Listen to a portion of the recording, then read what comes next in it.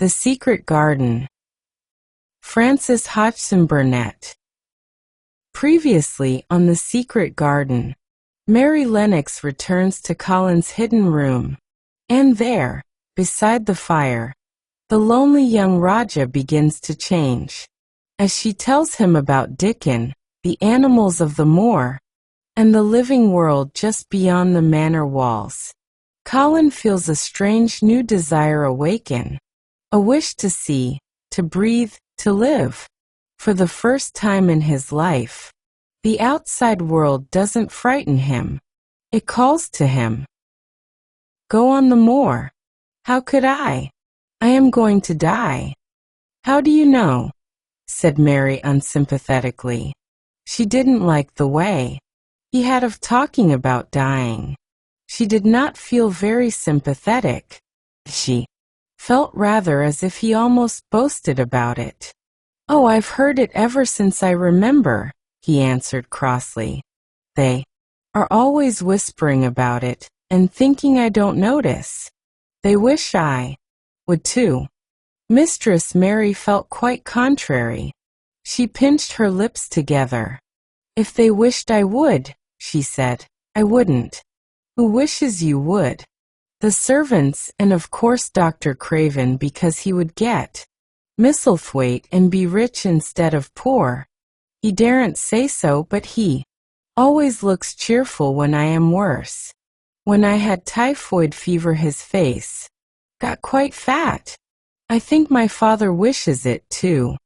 I don't believe he does, said Mary quite obstinately. That made Colin turn and look at her again. Don't you? He said. And then he lay back on his cushion and was still, as if he were thinking. And there was quite a long silence. Perhaps they were both of them thinking strange things children do not usually think of.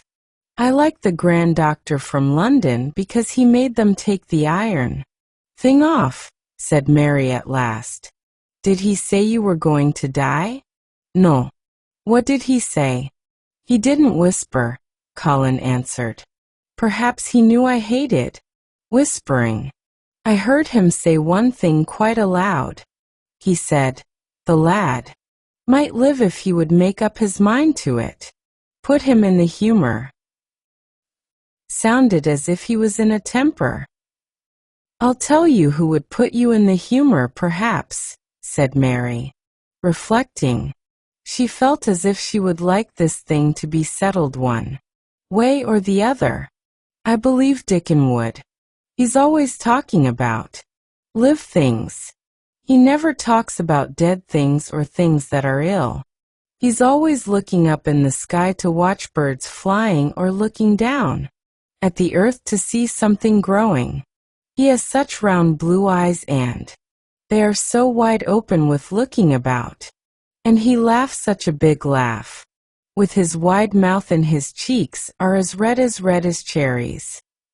She pulled her stool nearer to the sofa and her expression quite changed at the remembrance of the wide curving mouth and wide open eyes. See here, she said.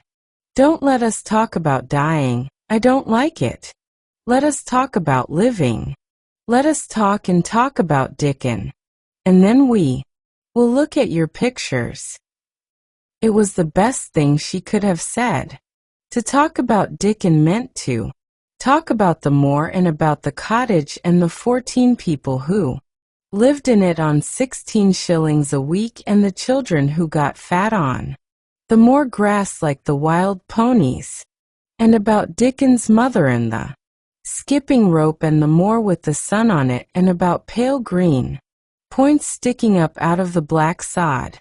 And it was all so alive that Mary talked more than she had ever talked before, and Colin both talked and listened as he had never done either before. And they both began to laugh over nothings as children will when they are happy together. And they laughed so that in the end they were making as much noise as if they had been two ordinary healthy natural 10-year-old creatures instead of a hard, little, unloving girl and a sickly boy who believed that he was going to die. They enjoyed themselves so much that they forgot the pictures and they forgot about the time. They had been laughing quite loudly over Ben Weatherstaff and his Robin, and Colin was actually sitting up as if he had forgotten about his weak back when he suddenly remembered something. "Do you know there is one thing we have never once thought of," he said. "We are cousins." It seemed so queer that they had talked so much and never remembered this simple thing, that they laughed more than ever, because they had got into the humor to laugh at anything. And in the midst of the fun, the door opened and in walked Dr. Craven and Mrs. Medlock. Dr. Craven started in actual alarm, and Mrs. Medlock almost fell back because he had accidentally bumped against her. "Good Lord!" exclaimed poor Mrs. Medlock, with her eyes almost starting out of her head. "Good Lord! What is this?" said Dr. Craven, coming forward. "What does it mean?" Then Mary was reminded of the boy Raja again. Colin answered as if neither the doctor's alarm nor Mrs. Medlock's terror were of the slightest consequence.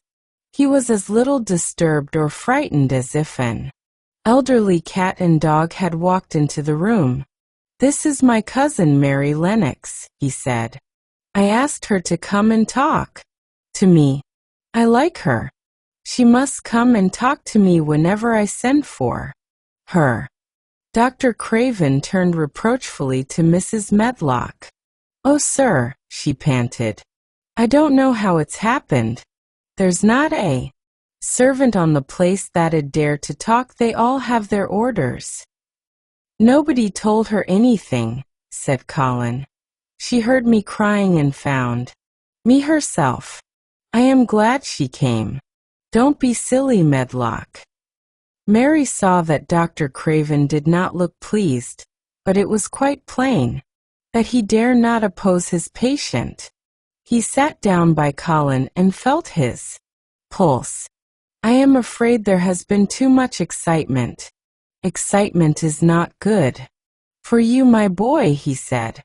"I should be excited if she kept away," answered Colin, his eyes beginning to look dangerously sparkling. "I am better. She makes me better. The nurse must bring up her tea with mine.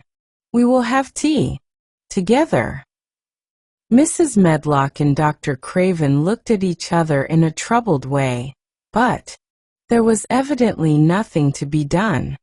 "He does look rather better, sir," ventured Mrs. Medlock. "But," thinking the matter over, "he looked better this morning before she came into the room. She came into the room last night. She stayed with me a long time. She sang a Hindustani song to me, and it made me go to sleep," said Colin. "I was better when I wakened up. I wanted my breakfast. I want my tea now. Tell Nurse Medlock." Dr. Craven did not stay very long. He talked to the nurse for a few minutes when she came into the room and said a few words of warning to Colin. He must not talk too much. He must not forget that he was ill. He must not forget that he was very easily tired.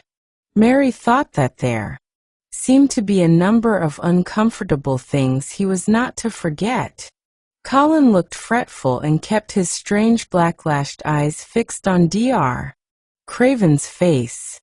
"I want to forget it," he said at last.